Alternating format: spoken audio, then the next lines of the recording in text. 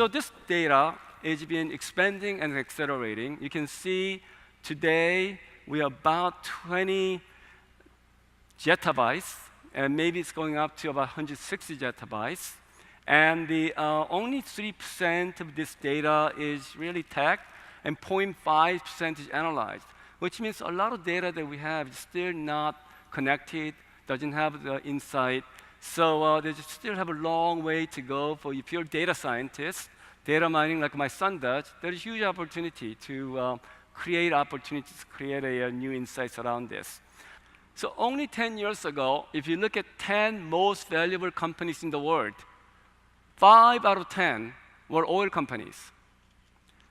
And today, if you look at most valuable companies, 7 out of 10 is data companies based on platform.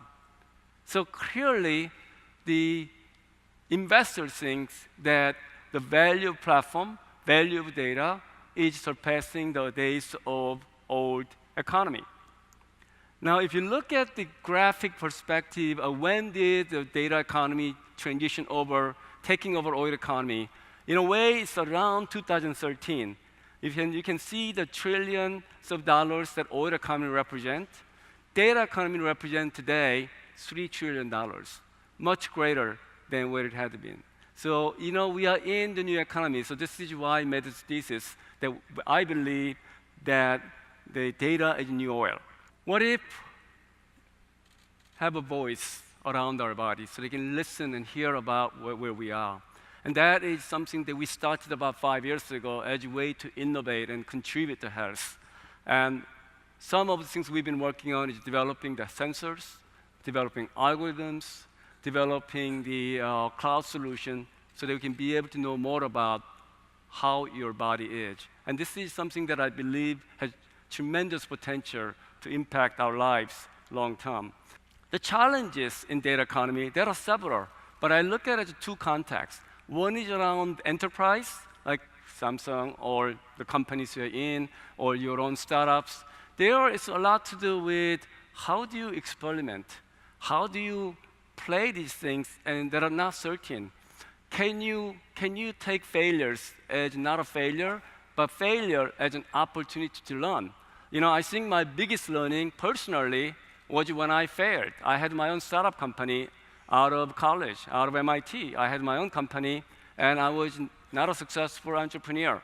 And I think it would have been a very difficult position to be in Korea, whereas in Silicon Valley, when you fail, they look at you as, okay, it's a good lessons learned. Your failure is actually a good way to make you even stronger going forward. So we need to have a culture of accepting failure is okay as long as you learn and you can be able to move up ahead. And I think that the other area is really government and regulatory area. We are afraid of innovation. How much room, how much space should we give on autonomous driving? How much regulation should we do? And as you know, government is always behind technology.